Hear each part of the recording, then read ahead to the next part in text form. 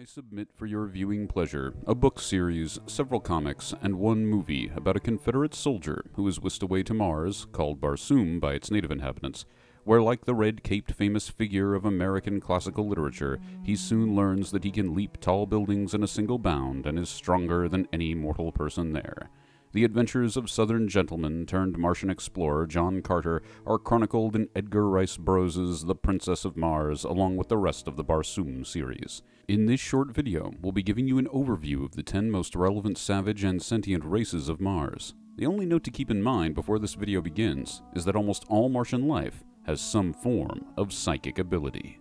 Grimdark. Half off! We begin with my favorite Martian species, the orcish four-armed green Martians. Like all Martians on the planet, they lay eggs rather than give birth to live young. When born, green Martians are fully formed, being able to carry out their societal duties in full. In this savage race of reptilian tusked gladiators, this consists of ritual combat, hunting, and the training of future generations in the same process. In John Carter's saga through Mars, these are the first Martians he encounters. Here he meets two green Martians that highlight the culture's hatred for empathy by possessing empathy themselves. In Tars Tarkas and his daughter Sola lies the glimmering future of the green Martians and hopefully one day a great people, as Tars is named the Jadak, or leader of his tribe, called Thark. In my headcanon, based on no theory other than me really wanting it to be true despite not taking place in the same universe in Conan Exiles, the four-armed elder ancestors that would contribute to Giant King and Acheron society were from Mars, and are the more civilized ancestors of this race, which descended into its current warlike state by staying on their homeworld of Mars. They also possess a similar height to the Giant Kings of Conan at around 12 feet for adults.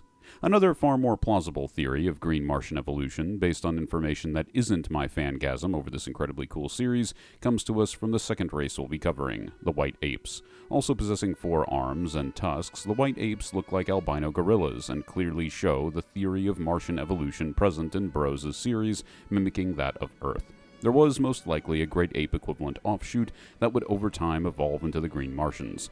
The white apes themselves are known to be savage brutes who despise weakness and are only semi-sentient. One of the only truly lush and vibrant areas of plant life on Barsoom is the Valley Door, so it should come as no surprise that this is the home of the plant men.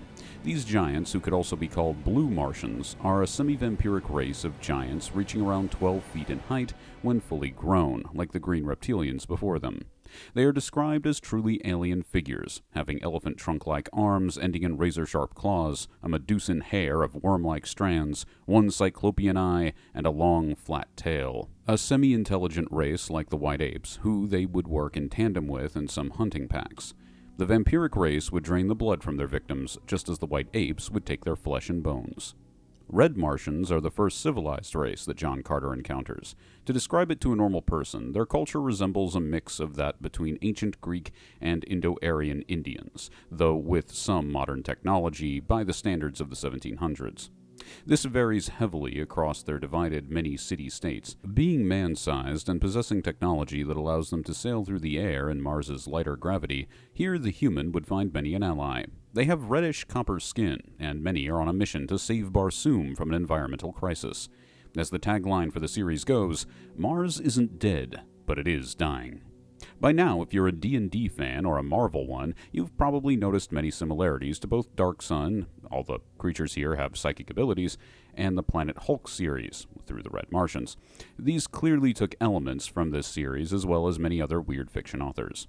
Red Martians are so similar to humans that they can produce hybrid offspring, and like all Martians, lay eggs. In this case, for red Martians, they incubate them for about 5 years before they hatch. Like the green Martians, they hatch fully capable of fulfilling their societal duties. In the freezing northern pole of Mars lives the civilized yellow Martians known as the Okar. Wearing the furs of alien mammoth creatures called Orluk to stay warm, and possessing mighty beards, these ripe lemon-skinned people fight an endless war with the savage races of the world who threaten their highly insular culture.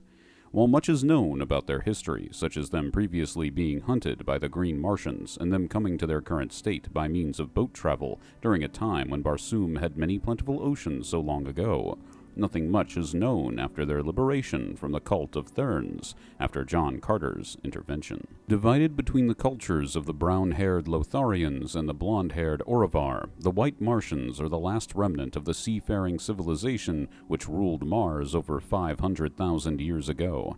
The Aurivar, being heavily isolated from the greater world, have no idea of its current state, and the Lotharians are talented ectomancers who summon forth spectral armies of phantom warriors to defend their city of Lothar.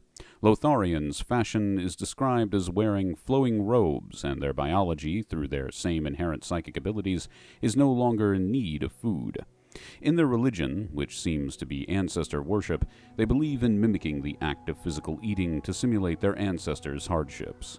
They lay eggs and are man-sized. While water has, for the most part, left the surface of Mars, deep underground near the South Pole there is a sea teeming with life. 2 miles beneath the surface of Barsoom is an entire subterranean world maintained and governed by the Firstborn, also called Black Martians. They believe themselves to have been the first Martians ever created. Their skin is the metallic color of polished ebony, with narrow pitch-black eyes. Their religion worships the Tree of Life, and they claim to have an explanation for all Martian life they encounter and how they were created, lending credence to their culture. Sadly, that culture is a belief in their absolute racial supremacy over the world, and is the birthplace of the wicked Thern cult, responsible for much of the series' antagonistic events. The Hormad are a failed experiment in cloning done by one of the Red Martians' greatest intellectuals, the scientist Raz Thavas. These resemble giant, deformed, hulkish versions of the Red Martians, and are sexless. While the creatures can be killed with fire, they are for the most part indestructible. They are grown in vats, unable to reproduce on their own, and possess a powerful healing factor, being able to regenerate from any wound of blade or arrow. They do not possess names, as they were only given numbers by their twisted father, Thavas. It is said that none who enter Barsoom ever leave. This is because of easily the most unique race on Mars, the Kaldane. Resembling oversized gray heads with 6 legs, they work in gross symbiosis with a race called the Rykor. Rykor resemble strong, well-muscled red Martians, but instead of a head, they possess a gaping hole, from which the insectoid horrific species operates and controls the creatures. The Rykor are eaten as food, used in manual labor, and are considered livestock. They are non-sentient. Making the Kaldane an even scarier threat is their psychic ability to control other life forms through mind control, and the fact that they have evolved past the need to breathe. They are born with an ancestor-like memory of their entire race in tow. With the goal of becoming, in quotes, the perfect brain, they will happily mutilate, torture, and end the lives of their own people through cruel experimentation in service to their goal. This is why none leaves Barsoom. Last on today's list is the Kangaroo Men. Without any exaggeration on the issue, this race of humanoids that can jump like kangaroos due to their convergent evolution with the Earth marsupials are in vast majority cowards and idiots. While clearly sentient, they are plagued by a deep neurosis and psychosis, which causes them to have extreme fear reactions and delusions of grandeur. While constantly carrying weapons such as spears, they will not fight unless backed by at least 10 of their peers outnumbering the foe. They are an irrelevant, hyper-isolated race that plays no role in Martian politics other than boasting that the seashells of worthless value that they collect are secretly treasure. To solidify a hatred for these beings, they have failed to fight their natural predators, the man-eaters, to the point where they sacrifice 5 of their own people in a desperate primitive attempt to please creatures that see them as food. Sources are linked below if you are curious about any of these Martian races, and have a wonderful day.